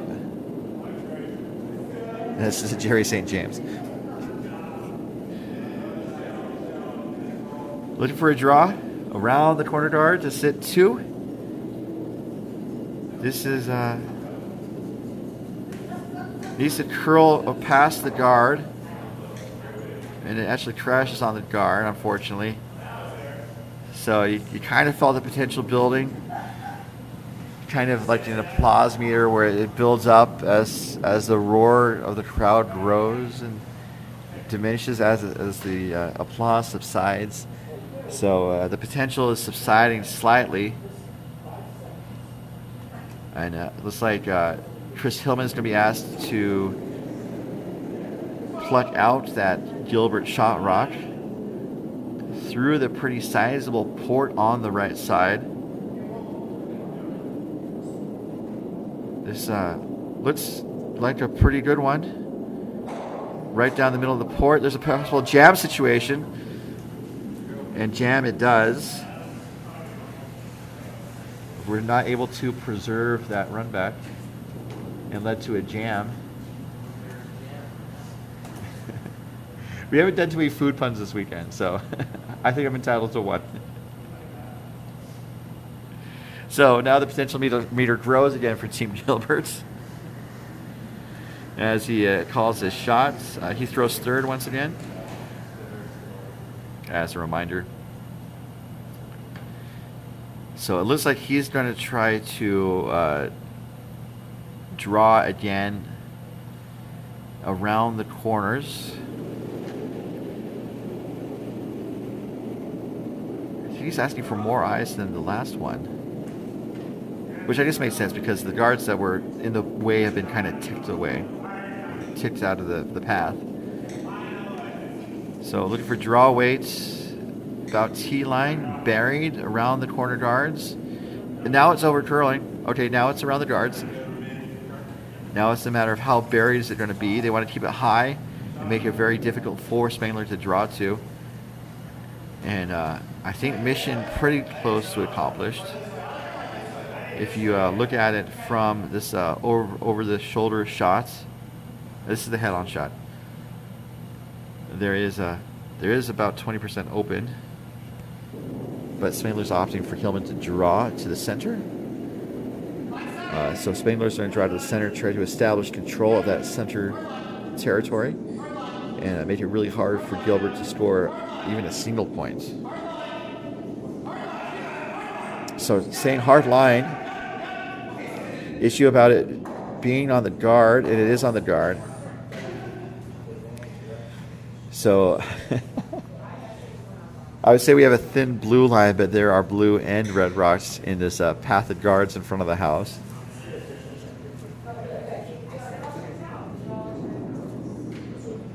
So there is a port there. But they're looking for the raise again. So again, the potential meter is growing, for Gilbert. Trying to build some potential, build some excitement. And the Spangler's looking to see how he can answer. I need to say right now that my home club is the Oval Curling Club. The same as Gilbert, the same as Pomeroy and Mallareds. However, I'm here as a part of MoPac, and I have no rooting interest aside from a good game and a fair play and just showcasing the best, the best these teams have to offer. So I'm just reminding you guys. I'm reminding myself. And someone said BS. It may have gone onto the onto the broadcast. I'm not trying to be a homer, is what I'm trying to say. Looking for a raise. This looks to be a little light. It's going to probably be top of the house. And it is. That actually is pretty excellent from Ramin Gilbert there. It is second shots. It's blocking the path to the button. So Spangler is opting to take it on as he hustles his bustle down the ice. I don't know if men have bustles. So he has plenty of time. He has just over 8 minutes to play and end, and 2 stones. So Warm Room saying there could be a double there with a bit of a roll. That would be, I think, the supreme outcome for Cameron Spangler with his first here in the 7th. In control of this game, sitting on a fast pass to the championship. He's trying to hit and just barely scoot past the blue in the back. And now the question is, what does Gilbert do? Also, who's second shots? And it looks to be still blue Gilbert. Still blue Gilbert, as the Red Rock is kind of hanging onto the edge, or starting to encroach on the edge of the 12-foot. So there's a port, and looks like they're looking to maybe clear the guards. This is an interesting shot. We'll see what David can do with it. His first with the hammer here in the 7th.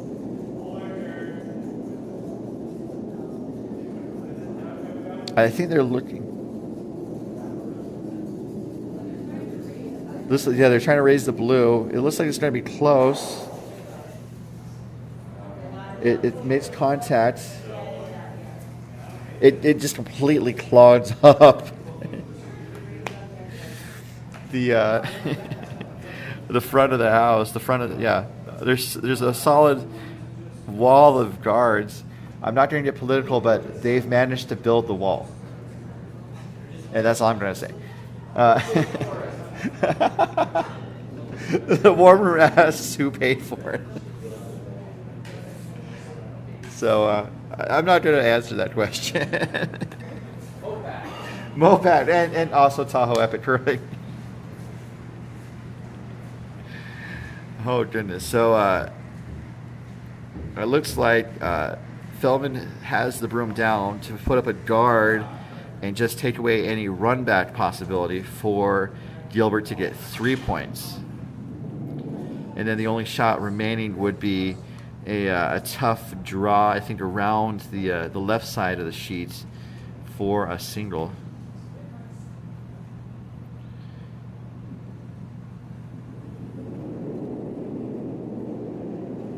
As Cameron Spangler's last rock is away, looking for a guard.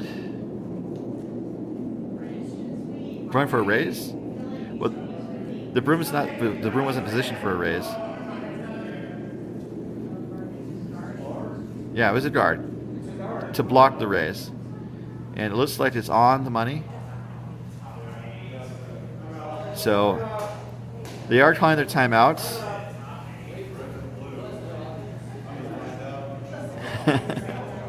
So we're gonna try to listen in. We'll be right back.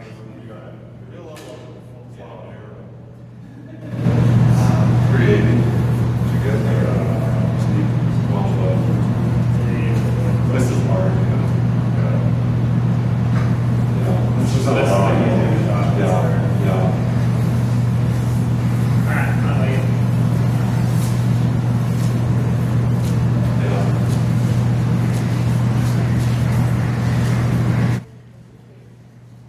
All right, as that timeout winds down, they were talking about their shot choices.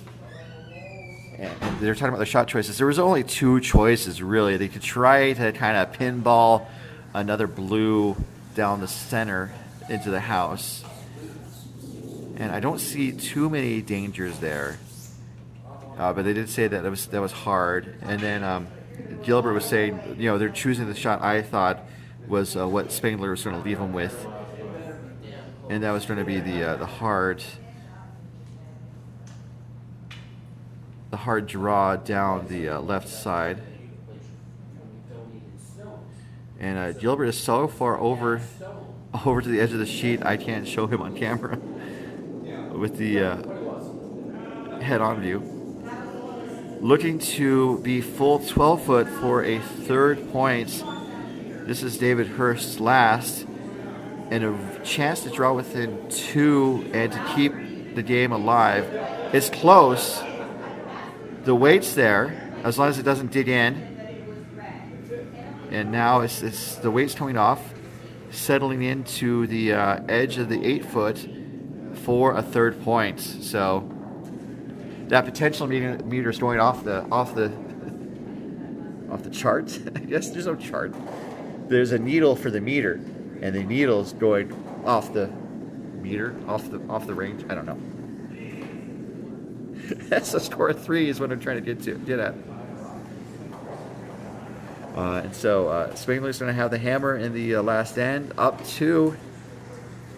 Definitely holding a strong advantage, but don't count Team Gilbert out just yet. We'll be right back.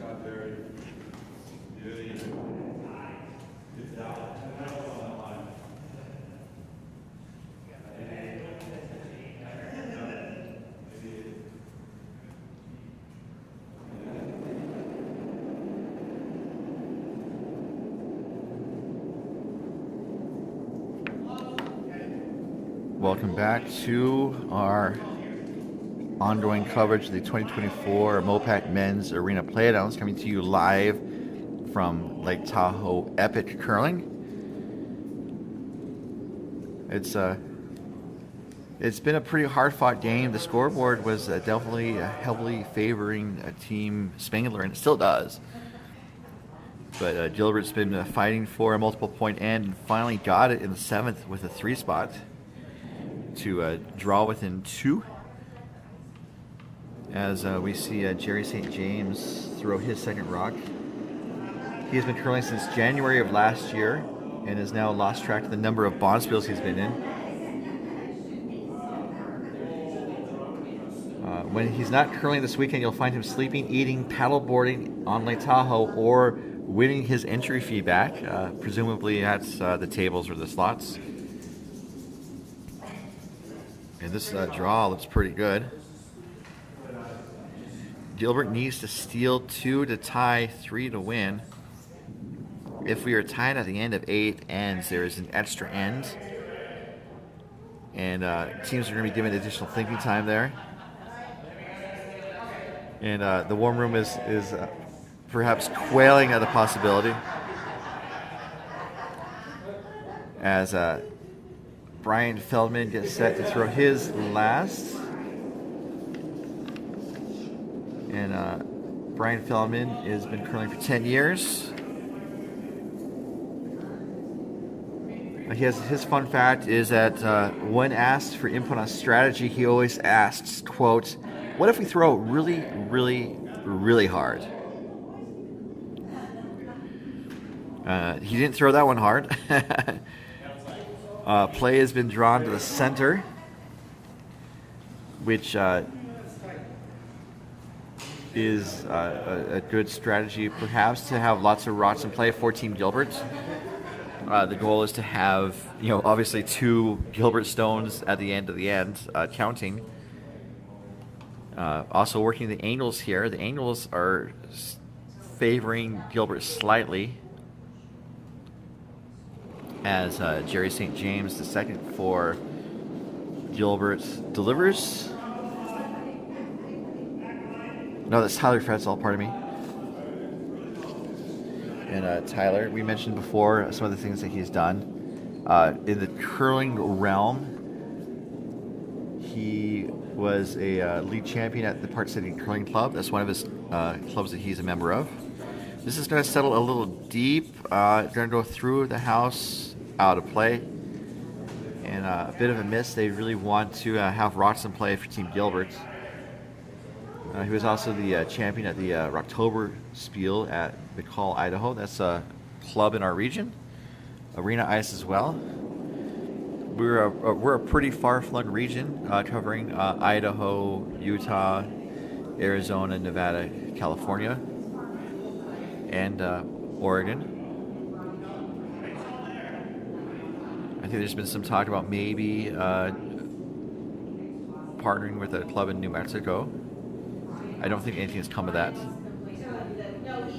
This is Feldman Jr.'s first. Ends up, I think, doing the shot that Gilbert had wanted.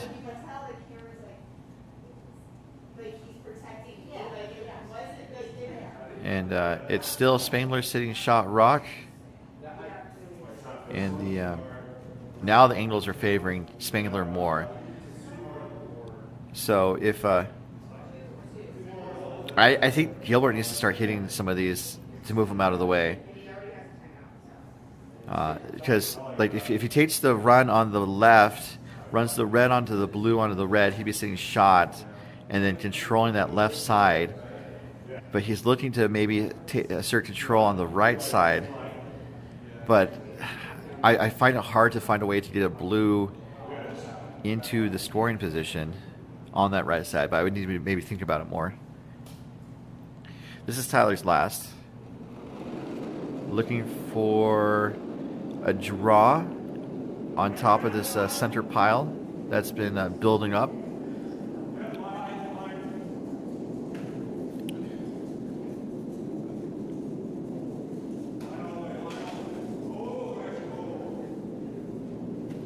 So this is a little up weight, so it's trying to tap it back. Interesting. So that actually could be favoring Team Gilbert. If that blue stays in place, then and it's open, then Gilbert could try to run that back into the pile of reds. As Feldman Jr. throws his second. And I hope you guys stick around for the championship game coming up at about 12:25 on the MoPac YouTube channel. The winner of this game will join Team Bets to see who will get the golden ticket to the Arena National Championship in Wausau, Wisconsin. So hopefully you guys will tune in at 12:20 p.m., 12:25 p.m. on the MoPac YouTube channel, all times Pacific.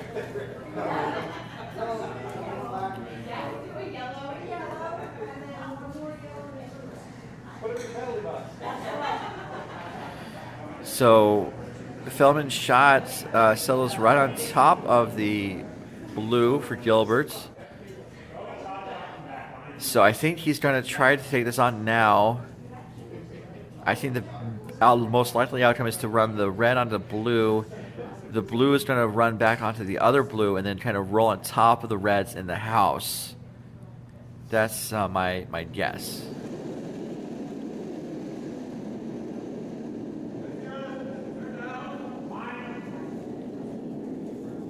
So it needs to throw pretty close to, I think, normal weight here.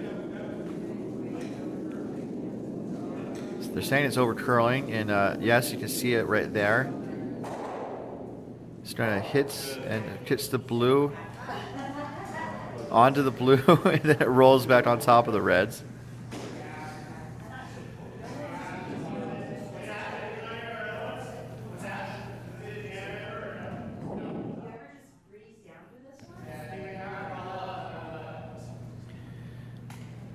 So the warm room's kind of talking about possible shots. This is kind of the vibe I'm trying to recreate with these broadcasts, where they're asking if the freeze down on top of is there, and they see things I don't see, and hopefully I see things that people might not see. This is looking a bit up weight. I think looking to maybe chip the blue out. And it looks like it will accomplish that task. The shooter's going to roll away to the edge of the house and hang on. So it is Spangler sitting 2 right now, buried under a veritable rock of Gibraltar. And they're looking to blow it up.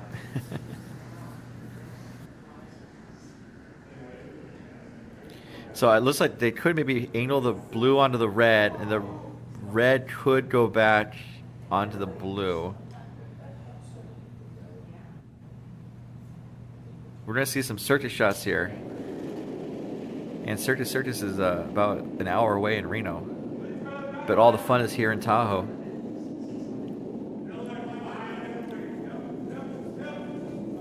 Sweeping for line.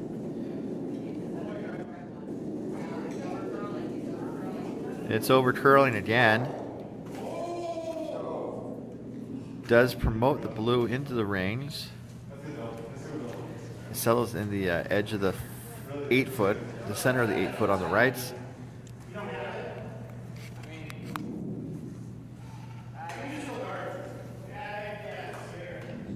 So the warm room saying they could guard, and that's what Spangler's asking for. Gilbert needs to steal 2 here to tie.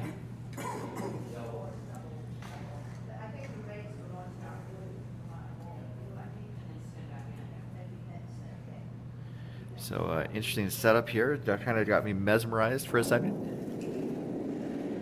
Also seeing Chris Hillman's backswing also has me mesmerized. Backswing is not really taught anymore in curling, but he's been curling for 20 plus years, so I think something he picked up in the beginning and maybe just kept doing it. Looking for a guard. If it goes into the pile, I don't think it makes too much of a difference. but it's going to stay pretty high. And now the question is, what does Gilbert do? So there's a couple passes of attack on the right side, as you can see there, but the angle doesn't really favor them. If Gilbert were to take a step to the left or the right, we can see what the situation on the left side of the rings is.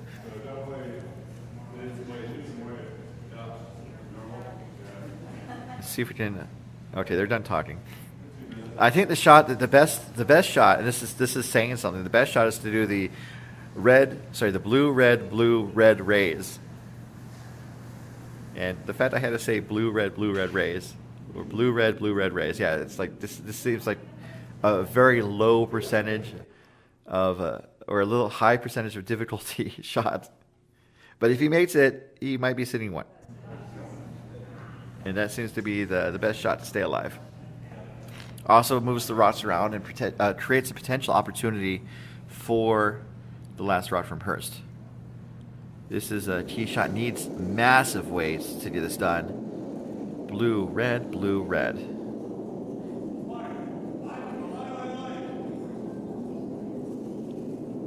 Looks like it's a normal weight. They really need to almost peel weight. We need blue, red, and that's it. And that rock goes out, the shooter goes out of play. It does open things up, and the most obvious shot that Feldman is pointing out, because it's the best shot too, is to just guard. I mean, also they could also just draw in and put it right on top of the blue. I think being a little, I say being a little heavy might be the miss, but I don't think they want to upset the situation in the house. So I think the guard is the best, and I think they could err to be a slightly heavy. They don't want to hog, because if they hog, and that means they lose the rock, that means that there's a potential opportunity for Gilbert.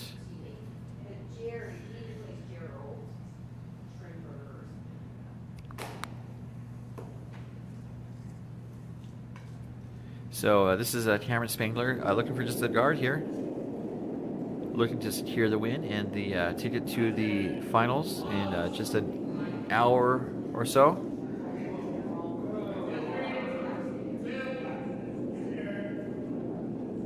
Looking for a 2 guard. That's the middle of the guard zone.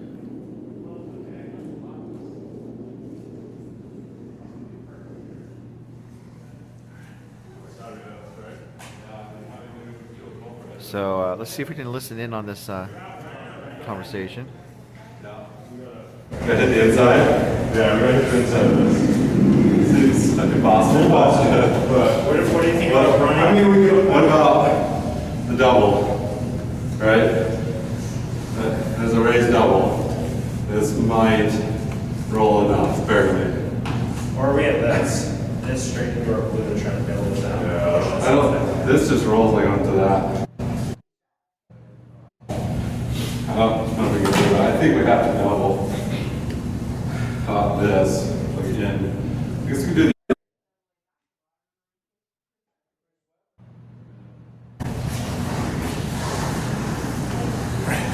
I like the blues, so you got it.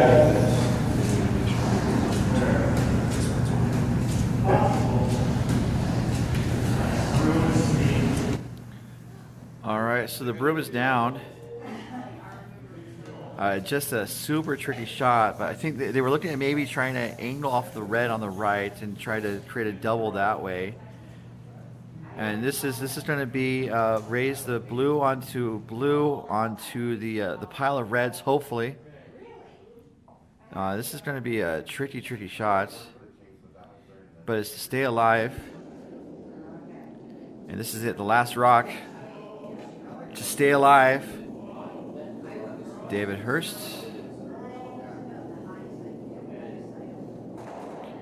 And gets blue. Oh, gets one of the reds out.